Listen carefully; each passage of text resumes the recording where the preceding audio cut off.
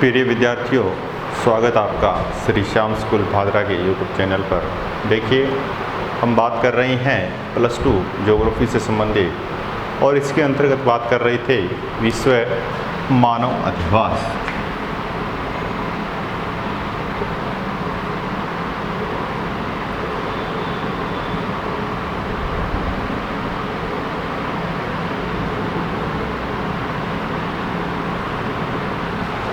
विश्व मानव अधिवास के अंतर्गत हमने देखा था कि ग्रामीण अधिवासों के जो प्रकार हैं वो कौन कौन से हैं, उनकी जो व्याख्यात्मक टिप्पणी है वो हम इस क्लास में करेंगे। उनमें क्या क्या चीज़ें ऐसी संकल्पनाएं स्थित हैं वो बात करेंगे। अब ग्रामीण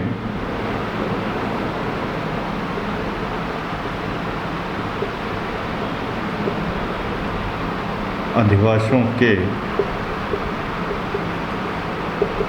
प्रकार। पहला था संघन, या उसको क्या कहते हैं, गुच्छित अधिवास। पहला है आपका संघन एवं गुच्छित अधिवास। अब देखिए, संघन या हम कह सकते हैं गुच्छित, एक प्रकार से घना बसा हुआ जो क्षेत्र होता है उसके अंतर्गत आवासीय जो क्षेत्र होता है उसी को हम किस में सम्मिलित कर रहे हैं, संघन या गुच्छित अधिवास। या तो हम इसको क्या कह सकते हैं, पुंजित कह सकते हैं, या सहत कह सकते हैं, या सकेंद्रीय कह सकते हैं, कुछ भी कह सकते हैं। इसके ये अन्य नाम है संघन, गुच्छित, पुंजित, सहन, सकेंद्रीय, कुछ भी कह सकते हैं। इसके अंतर्गत क्या होता है, आवासों की जो संख्या होती है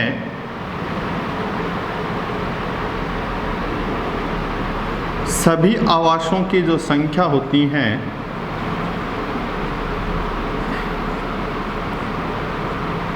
संख्या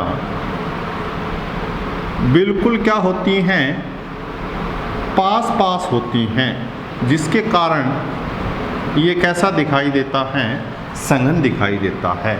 बिल्कुल आवासों की संख्या क्या होगी, पास पास होगी।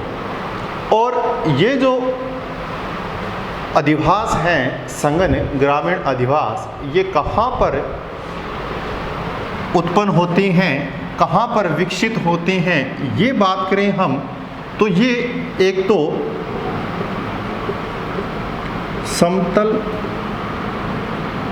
उपजाऊ मैदान या जल की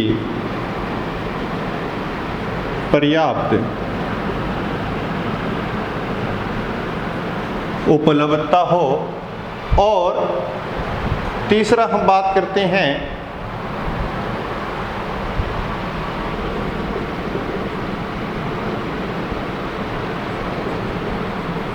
संसाधनों की अधिकता।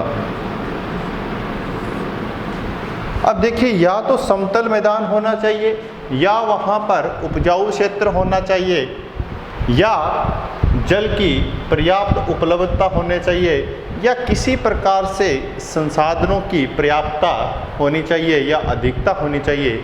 उस क्षेत्र में हमें क्या मिलेगा, उस क्षेत्र में संघन या गुच्छित अधिवास हमें दिखाई देगा। अब इन अधिवासों की कुछ विशेषताएं होती हैं, उन विशेषताओं के बारे में देखेंगे। अब देखिए, ये जो अधिवास होते हैं ये कहाँ पर बने होते हैं, मध्यवर्ती भागों में बने होते हैं। और मध्यवर्ती भाग में मतलब ऐसा कोई ऊंचा क्षेत्र हो जो सुरक्षा प्रदान करे, वहाँ पर इस प्रकार के अधिवासों का निर्माण होता है। इससे क्या है, अगर कहीं पर जल की अधिकता है तो वहाँ पर बाढ़ जैसी समस्याएं उत्पन्न हो जाती हैं। तो जो ऊंचा क्षेत्र है उसमें संघन या गुच्छित अधिवास हमें दिखाई देती हैं, तो वो बाढ़ से हमें क्या करेगा, सुरक्षा प्रदान करेगा। आगे हम बात करते हैं कि सभी क्या है, सभी आवास एक स्थान पर होते हैं। एक स्थान पर क्या होते हैं, संकेंद्रित होते हैं। क्या होते हैं, संकेंद्रित होते हैं इस प्रकार से। तो क्या होता है कि बाहरी जो आक्रमण होता है शत्रु के द्वारा, उस आक्रमण का जो सामना करना है, उस सामने करने में क्या होती है, आसानी होती है, क्योंकि यहाँ पर आवासों की संख्या क्या है, अधिक है। और आवासों की संख्या अधिक है तो जनसंख्या भी कैसी मिलेगी, अधिक मिलेगी।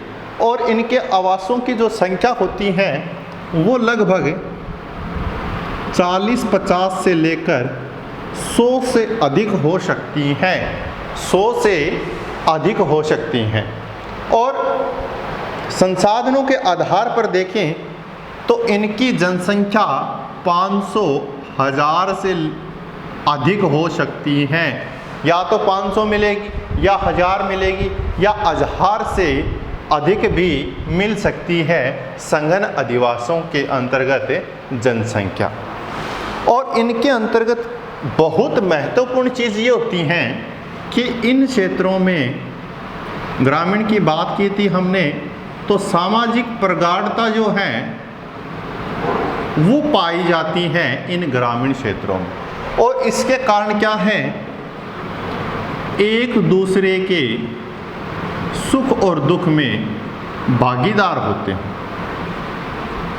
ये सभी लोग क्या होती हैं, सुख और दुख में भागीदार होते हैं। या हम कह सकते हैं कि इसके अंतर्गत हमें सामाजिक मूल्य जो हैं उसकी प्रधानता दिखाई देती है। समाज के जितने भी व्यक्ति होते हैं उन व्यक्तियों को एक ही नज़रिए से देखा जाता है, चाहे वो निम्न है चाहे वो उच्च है, प्रत्येक के सुख और दुख में हमेशा तैयार रहती हैं ऐसी अधिवासों में रहने वाले व्यक्ति। अब भारत की बात करेंगे तो भारत के अंदर संघन प्रकार की जो अधिवास हैं वो कहाँ पर दिखाई देते हैं। देखिए, छोटा सा मानचित्र है, उस मानचित्र से आप समझ जाओगे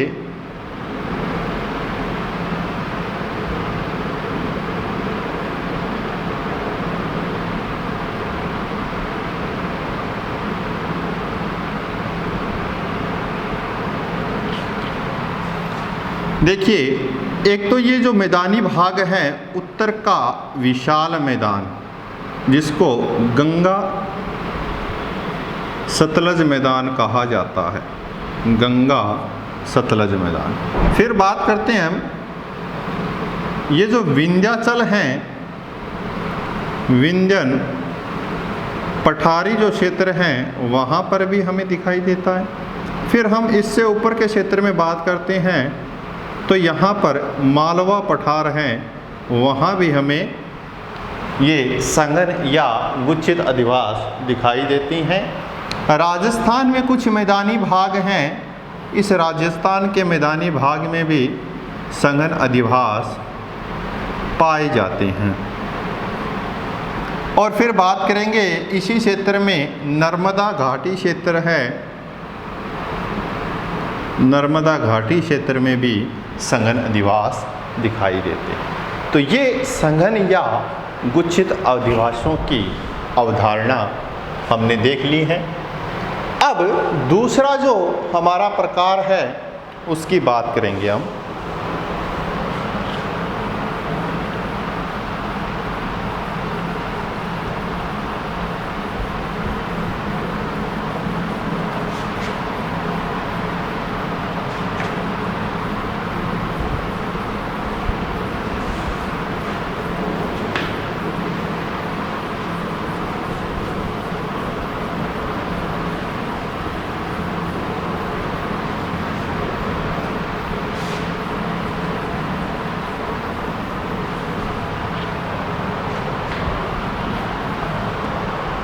दूसरा है प्रकीर्ण या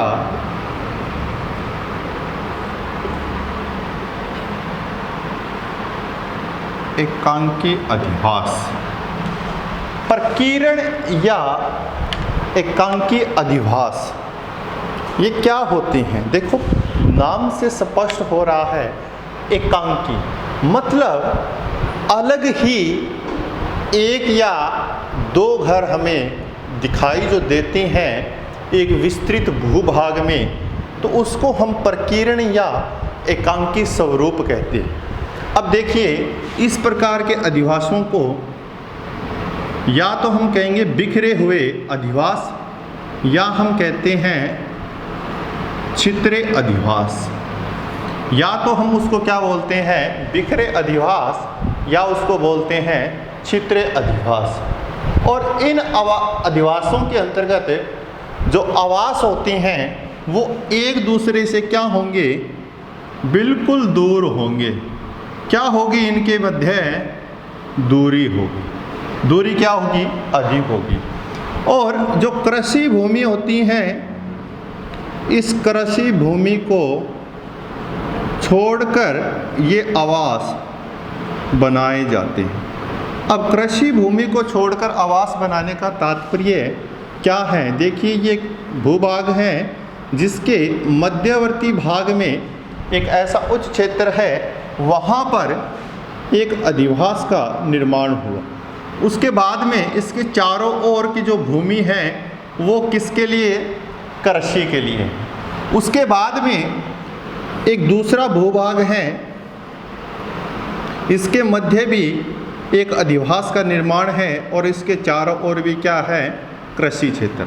अब देखिए, इनके लिए आवश्यक चीज़ क्या दिखाई दी है कि इन्होंने कृषि के लिए जो भूमि थी उसको छोड़ दिया, यहाँ पर आवास बना लिया और इसके चारों ओर जो कृषि करनी है उसके लिए उसने भूमि को छोड़ दिया। तो ये एक आपको एकांकी स्वरूप नज़र आ रहा है, या हम कह सकते हैं प्रकीर्ण स्वरूप नज़र आ रहा है। इनके अंतर्गत क्या क्या विशेषता होती हैं?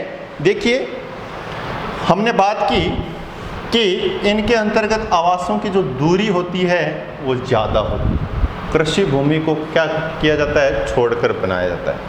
अब यहाँ पर जो व्यक्ति निवास कर रहा है और यहाँ पर व्यक्ति निवास कर रहा है, इनके मध्य की दूरी काफ़ी अधिक है। तो ये व्यक्ति और ये व्यक्ति अब अपना जीवन जो है वो बिल्कुल स्वतंत्र यापन कर रहा है, स्वतंत्र जीवन यापन कर रहा है। और ये व्यक्ति भी क्या है? बिल्कुल स्वतंत्र हैं। और वहाँ हमने संगम में देखा था, बिल्कुल नज़दीक दिखाई दे रहे थे, बिल्कुल एक दूसरे के सुख और दुख में कार्यरत थे। वहाँ एक दूसरे के सहयोग की भावना नज़र आ रही थी, लेकिन ऐसे क्षेत्र में सहयोग की जो भावना है वो सहयोग की भावना नज़र नहीं आएगी। क्यों? क्योंकि बिल्कुल व्यक्ति क्या हैं? स्वतंत्र हैं, अलग अलग हैं, दूरी अधिक है। सहयोग की जो भावना है वो पनप ही नहीं सकती, क्योंकि दूरियां क्या हो जाती हैं? अधिक हो जाती हैं। कई बार इनमें भी क्या देखा जाता है? इनमें ऊंच नीच की भावना पनपने लगती हैं। प्रकीर्ण और एकांकी अधिवासों में देखा गया है कि जब ऊंच और नीच की भावना पनपती है तो प्रकीर्ण अधिवासों का निर्माण होता है, विकास होता है।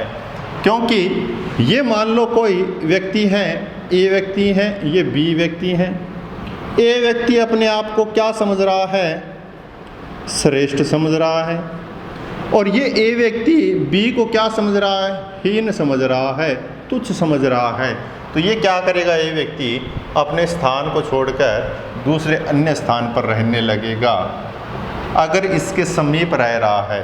तो अब ये देखिए, दूरियां क्या हो गई? अधिक हो गई। एक आपको अलग ही अधिवास प्रतीत होता है जिसका हमने अध्ययन किया है, प्रकीर्ण या कह सकते हैं हमें एकांकी अधिवास। अब ऐसे अधिवास विश्व की दृष्टि से देखेंगे तो कहाँ पर दिखाई देते हैं? देखिए, याद रखना, जो घास के मैदान हैं, उन घास के मैदानों में विश्व की दृष्टि से जो घास के मैदान है प्रमुख, उन घास के मैदानों में प्रकीर्ण या एकांकी अधिवास दिखाई देते हैं। अब देखिए कौन कौन से घास के मैदान हैं, ये देखना है।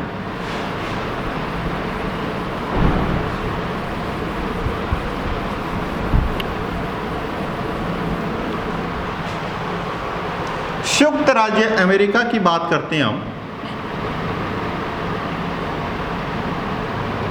या हम बात करते हैं कनाडा की।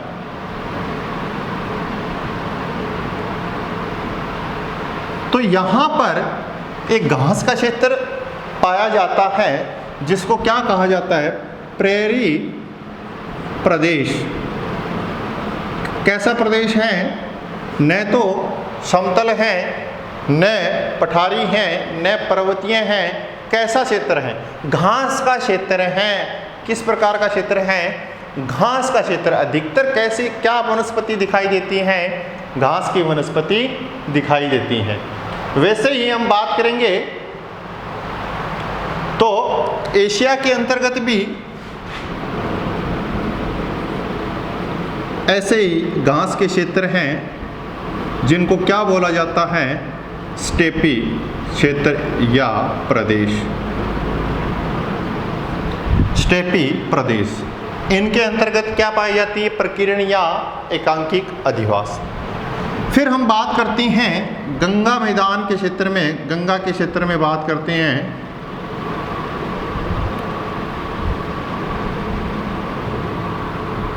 समतल उपजाऊ जो मैदान होते हैं उनके अंतर्गत भी। भारत की बात करते हैं तो यहाँ पर भारत। ये हिमालयी क्षेत्रों में बात करते हैं तो हिमालयी क्षेत्रों के अंतर्गत जो हमने पिछली कुछ कक्षाओं में देखा था, भाबर, बांबर, तराई, खादर, बांगर, इन क्षेत्रों में जो समतल मैदान हैं वहाँ पर ये दिखाई देता है। फिर हम बात करते हैं अफ्रीका के क्षेत्र में। अफ्रीका में भी ऐसा ही घास का क्षेत्र है जिसको क्या कहा जाता है? वेल्स कहा जाता है, वेल्स प्रदेश। फिर दक्षिणी अमेरिका की बात करेंगे तो अर्जेंटीना है। अर्जेंटीना में पंपास घास का क्षेत्र है, वहाँ भी दिखाई देता है। ऑस्ट्रेलिया की बात करेंगे तो ऑस्ट्रेलिया में डाउन्स, ये घास का क्षेत्र है। यहाँ भी हमें एकांकी एवं प्रकीर्ण अधिवास नज़र आ रहे हैं। फिर पुस्ताज में हंगरी के अंतर्गत जो पुस्ताज हैं वहाँ पर, न्यूजीलैंड में कैंटरबरी है वहाँ भी, और साथ साथ में जो राजस्थान का क्षेत्र है, जैसे हम बात करेंगे डूंगरपुर, बांसवाड़ा, उदयपुर, इन क्षेत्रों में भी एकांकी अधिवास हमें दिखाई देते हैं। और मरुस्थलीय क्षेत्रों की बात करेंगे तो मरुस्थलों के अंतर्गत दूरियां क्या होती हैं? अधिक होती हैं। और अधिक दूरियां किसको बढ़ावा देती हैं? प्रकीर्ण या एकांकी अधिवास को बढ़ावा देती हैं। तो ये हैं हमारा एकांकी और प्रकीर्ण अधिवास। हमने दो प्रकार के अधिवासों की बात की है।